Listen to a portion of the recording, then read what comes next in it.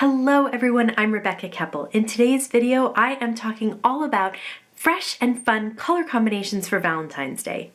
Valentine's Day is actually one of my favorite holidays to create cards for because the color combinations are bright and happy and the imagery like flowers and hearts are just so much fun. Plus, those cards, unless they say Happy Valentine's Day, can be used all throughout the year. It's always a good time to tell someone that you love them. So today specifically, I will be using Catherine Pooler inks to create my color combinations, and I'll share what those are. But of course, you can use any ink colors that you have to mimic the same combinations. I'll also be using a new stamp set from Catherine Pooler that's called Two-Part Hearts. And this stamp set makes it really easy to combine two different colors in one stamped image. Of course, the traditional Valentine's Day colors are red and pink and white, and sometimes even black. But I like to throw in the teals and light blues and yellow to create fun and fresh color combinations. So let's just jump right in, make some cards, and use some fresh color combinations. This is the stamp set that I was telling you about from Catherine Pooler called Two-Part Hearts. And the reason that it is so great to work with different color combinations is because all of the heart images are cut in half either horizontally or vertically. I also love that each half generally has a pattern. Some are solid fills, but there's lots of patterns involved as well and some really cute sentiments. I also grabbed the matching dies to easily cut out those hearts. The first color combination I want to share today is Catherine Pooler's Serenade and Pucker Up. So this is kind of almost that periwinkle that is the color of the year. It's a lavender-esque with a little bit of blue to it, and I did stamp several of the half hearts as well as the little teeny tiny hearts. And now I'm going to use Pucker Up, which is kind of a really bright, vibrant pink. It's almost like a hot pink, and you notice that I am double stamping them. You don't always have to do that with Catherine Pooler inks because they do lay down so much ink in one stamp, but I really wanted these to be creamy and fully stamped, so I did double stamp them to get that best image. Now I'm going to take Pucker Up and I'm going to wipe the whole ink pad across an A2 piece of white cardstock. Now, I don't get it perfectly straight, but that's okay. It's supposed to look kind of like a paint swipe from left to right. I don't have Catherine Pooler's black ink. I use the Stamp Markets. It's the same type of ink and ink pad, but this is my favorite black ink, and you'll see why in a second. With one stamp, it was able to stamp the sentiment beautifully on the white cardstock. To complete this card, I am going to just die cut all those hearts and then adhere them down at the top right of the upper right of the paint swipe and then the lower left as well. I am using some liquid adhesive to lay down a heart on the left hand side and right hand side, and then I'm going to use a white foam square to pop up the heart in the middle there. This is a really easy card, came together in a matter of minutes, and I love this color combination. It's a little bit different than your typical reds and pinks for Valentine's Day, but all those patterns are so much fun, and seeing those two colors together in one heart is just a great way to be able to use this color combination. The great thing about using foam adhesive is that these little hearts can slide right underneath the heart because I only put one square of foam adhesive in the center of that larger heart. So I'm able to have room to slide these guys underneath, which gives me time to design as I go, which is something I really like to do generally because I don't like to pre-plan a lot. I just kind of go with the flow there. So you can see that this is definitely one of my favorite color combinations. That was Serenade with Pucker Up. The next one is my absolute favorite Valentine's Day combination. It's a bright red and kind of a light aqua blue. So I'm using Rockin red from Catherine Pooler, and then I'll use Cummerbund as my blue. So again, I am stamping the top half of these hearts. Some are full solid images, and then some are pattern images. I am double stamping them where need be to get that really great impression. That's why I like to use the MISTI whenever I stamp, so that I can determine if I need to do a double stamp or not. The bottom half of the hearts are very easy to line up, but I also do like to use the MISTI for this reason as well. I can make sure that the bottom stamp is lined up before I put the ink on and before I stamp the impression. So here goes the Cummerbund. Again, this one I am going to stamp twice. I end up maybe stamping it 3 times, and that's probably just because my ink pad needs to be refilled, because this is one of my favorite colors. So to complete this card very simply, I am going to stamp the sentiment in the center of an A2 piece of white cardstock. I'm going to use the same black ink, and I'm going to use my MISTI, but I really didn't need to, because check it out, one impression and it stamped beautifully. Then I'm just going to use a little bit of liquid adhesive. Now, the reason that I don't love using liquid adhesive all the time is because of that. Like, I'll drop it face down or backside down, so I get liquid adhesive where I don't want it. But I didn't here, and I really like the way that the liquid adhesive gives me a second to slide these guys around to make sure they're exactly where I want them. Now, this one I did pre-plan a little bit so that I knew exactly where each of these was going to go. And then, like I mentioned, the liquid adhesive gives me a second to make sure everything is straight and in place. Now I'm going to use the tape runner to adhere that whole panel down to an A2 piece of color cardstock, because I love pulling out that blue from the background.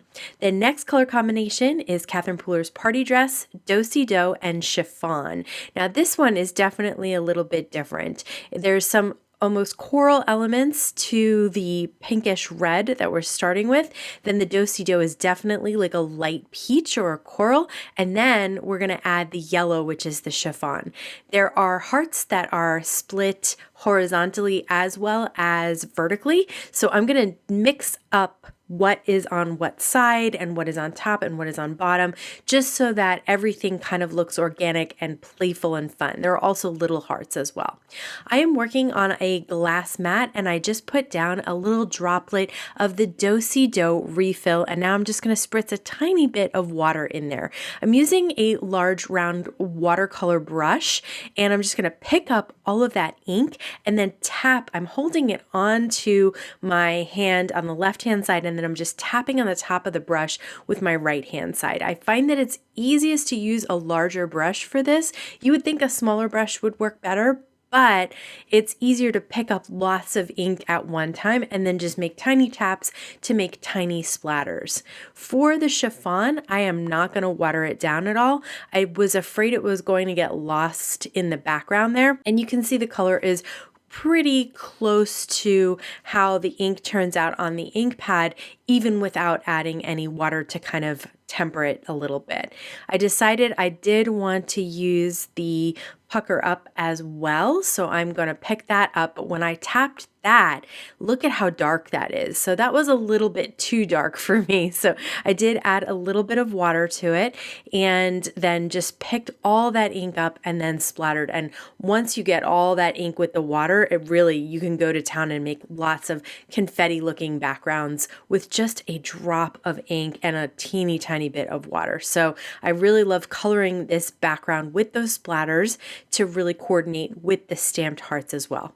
I'm going to use that piece of cardstock that I cut the hearts out of, just because I'm going to stamp the sentiment that says "I heart you" with a little exclamation point, and I'm going to cut that down to a sentiment strip. And now for this one, I am going to run the hearts along the center of the A2 panel here, and I am going to use foam squares on pretty much all the large hearts at least. I'm going to kind of layer them against each other, make sure I don't have two colors on top of each other. Then I'm going to put a dot of adhesive and place a smaller heart on the bottom of the two center hearts, one on the left hand bottom and one on the right hand bottom. And then I popped up that little sentiment as well. Again, super quick and easy, but really bringing in all those colors from that color combination.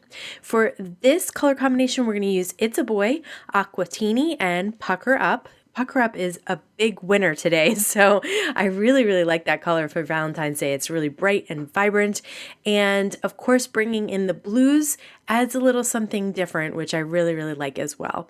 So especially for Valentine's Day, depending on who you're giving cards to, friends, family, all of that, it's nice to have colors that are not just the traditional pinks and reds. Sometimes bring in those teals and aquas and other blues to give to different family members and friends. I do like this tiny little heart that is cut vertically because it's the same pattern on both sides, but it's two different colors. So I think that these stamps are very unique. For this card, I am going to do some ink blending to bring in those colors again. So I'm just going to use Aquatini, and I'm going to lightly ink blend an A2 piece of white cardstock.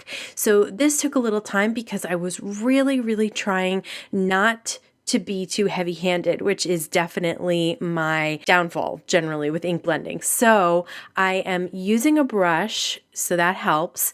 And then I'm really just laying down little bits of color at a time because I love that light blended background look. Here are the dies. I don't think I've showed them yet, but you can cut out all the hearts. There are dies for each size and shape, but some of the stamped images end up being the same size and shape. So you'll have to use the dies, cut out what you can, and then use the dies for the other hearts as well. I'm going to cut off a piece of that blended background and I'm going to lay it on top of a piece of white cardstock. I'm going to line up the hearts at the bottom, figure out how I want them, and then I'm going to put liquid adhesive just at the top of the heart and lay it down on the bottom of that ink blended piece. Now what I'm making sure is that the bottom of the hearts don't go past the A2 piece of white cardstock. Now I'm going to put this panel in my MISTI. You can see it's upside down. That's because I want the right angle to be at the bottom of the MISTI so that I can line everything up and keep it in place. So I have the top at the bottom of the MISTI. This way I can make sure that everything is exactly where it's supposed to be, and if I have to double stamp it like that, it's not going to move. Now I'm going to take a piece of 11 by 4 1/4 cardstock and score it in half. So this will be an A2 card base. And then I'm going to put some tape runner behind the panel that we created with the ink blending and the hearts. And I'm going to lay that on top of my card base. Basically, we're going to create a faux partial die cutting bottom. So we're not going to do any crazy partial die cutting down there. We're going to create a look like it was partially die cut. So once that's done, I'm just going to trim off the white and fussy cut that out with a pair of scissors. So it looks like we die cut the bottom of this card using that partial die cutting technique. But since I had all these different dies and I wanted them overlapping, this is how I'm going to do it so that I get the look without ruining the dies, obviously, because if you overlap your dies, they're going to ruin each other. So I'm just going to trim off even the ink blended parts in between the hearts and on the sides so it looks like that bottom of the card is just the bottom of those hearts, which I really love the look of that. It's just something a little bit different and unique. Yes, it does still stand up on the table, so if you want to display it, it will still display nicely. And then I have a couple of small extra hearts with this color combination that I thought I'd put at the top of the sentiment since this was otherwise a plain card front. It's just the very bottom that is all stamped and fussy cut out to make it look like that faux partial die cutting. So this was a really fun one, just something totally different, but I still love that color combination. I'd love to hear which color combination was your favorite. Let me know in the comments below. If you're interested in the supplies that I used today, they'll all be linked in the YouTube description box below the video. As I mentioned at the beginning, I actually love Valentine's Day supplies. So if you want to see more loved themed cards, even if you don't do Valentine's Day, don't forget to subscribe and hit the bell so you can be notified every time I have a new video available.